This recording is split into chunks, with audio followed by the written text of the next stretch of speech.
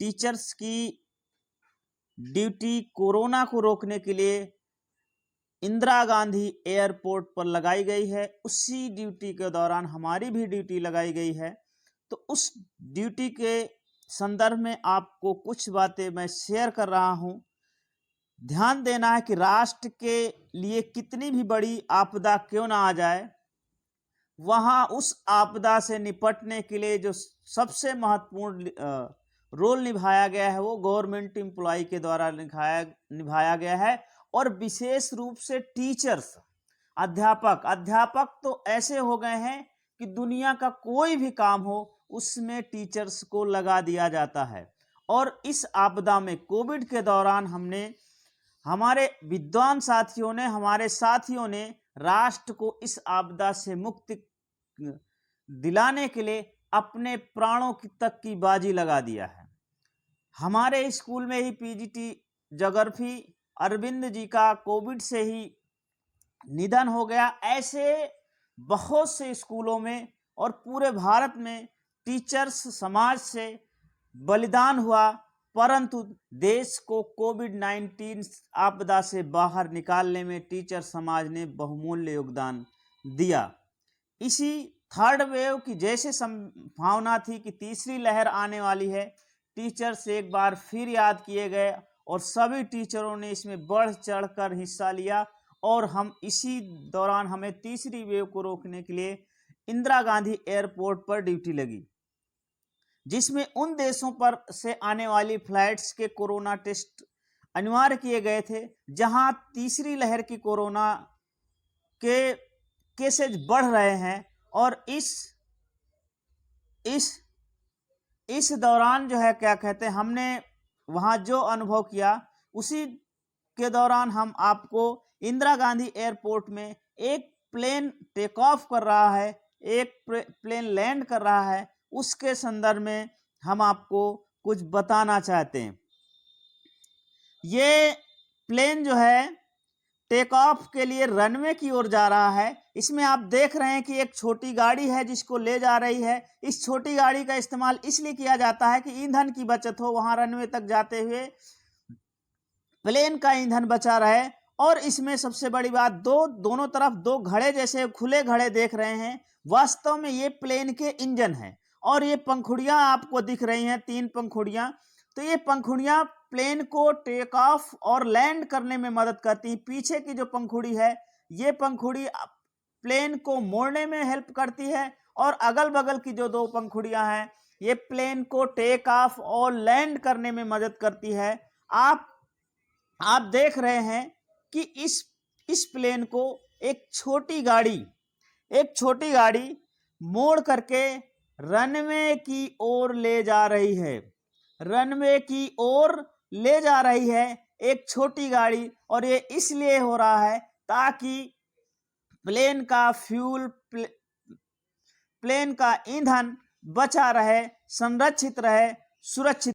तो यहां आप देख रहे हैं कि एक प्लेन तैयार हो रहा है, रनवे की ओर जा रहा है। एक दूसरा प्लेन आपको दिखाई दे रहा होगा, वो लैंड कर रहा है और वो रनवे की ओर जा रहा है, वहां वो लैंड करेगा। और यह प्लेन भी उसी रनवे में जाएगा और वहां से टेक ऑफ करेगा। और इस प्रकार हमारी जो ड्यूटी थी 10 सितंबर से 25 सितंबर की थी। यद्यपि टीचर्स की बदल के ड्यूटी लगातार चल रही ताकि थर्ड वेव से हम अपने देश को बचा सकें, अपने राष्ट्र को तीसरी लहर से बचा सकें। और इस तीसरी लहर को रोकने के लिए हमारा डेली का शेड्यूल क्या था? रोजाना हमें सुबह 2 बजे जगना होता था।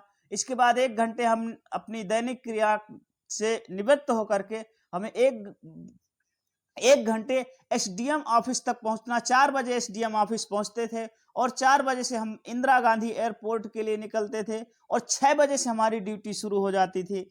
हमारी ड्यूटी 6 बजे से लेकर 2 बजे तक रहती थी। और वहां से फिर 2 बजे हम लोग वहां से निकलते थे और एसडीएम ऑफिस नंद नगरी हमें आते आते 4 बज जाते थे, 4:15 बज जाते थे। जाम लग गया तो 5 भी बज जाते थे। और वहां से आने के बाद फिर हम अपने कमरे तक 5 या 6 बजे तक आते थे। इस प्रकार दोस्तों पूरा शेड्यूल 15-16 घंटे प्रतिदिन का था और लगातार हम उस काम को करते आए हैं। राष्ट्र की रक्षा के लिए, आपदा से रक्षा के लिए अध्यापक समाज सदैव तत्पर रहा है। ये बात उन लोगों तक विशेष पहुंचनी चाहिए जो लोग यह कहते हैं कि अध्यापक समाज कुछ नहीं कर रहा है। इस आपदा में प्रथम लहर हो या दूसरी लहर हो, हमारे अध्यापक समाज ने बहुत बलिदान दिया है। हमारे बहुत से विद्वान साथियों को हमने खोया है। और ये बात दोस्तों उन लोगों तक जरूर पहुंचाइए जो लोग ये कहते हैं कि अध्यापक समाज कुछ नहीं कर रहा है। उन लोगों तक भी पहुंचाइए जो लोग ये कहते हैं कि प्राइवेटाइजेशन कर दिया जाए। जब प्राइवेटाइजेशन जिन चीजों को हो रहा है, लाभ प्राइवेट व्यक्ति लेगा, लेकिन आपदा के समय सरकारी अध्यापक वहां पर लगाए जा रहे हैं। तो प्राइवेटाइजेशन करने से पहले एक बार जरूर ध्यान दीजिएगा कि आज की प्राइवेट यूनिवर्सिटियों को देख लीजिए, वहां की क्या हालत है।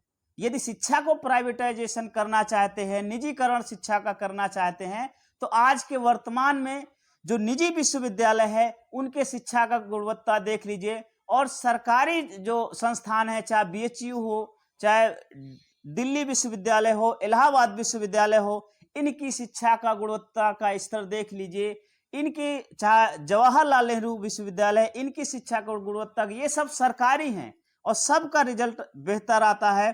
परिणाम उन प्राइवेट स्कूलों से बेहतर है, प्राइवेट विश्वविद्यालयों से बेहतर है। तो शिक्षा के निजीकरण करने से पहले इस बात को आपको विशेष ध्यान रखना होगा। दोस्तों आज का वीडियो आपको कैसा लगा कमेंट बॉक्स में जरूर कमेंट करिए। यदि आज के वीडियो की बात आपके दिल में तनिक भी टच कर रही है तो कमेंट करें और लोगों तक, अधिक से अधिक अध्यापक समाज तक, अधिक से अधिक प्रबुद्ध वर्ग लोगों तक इस वीडियो को जरूर पहुंचाएं। धन्यवाद। जय हिंद, जय भारत।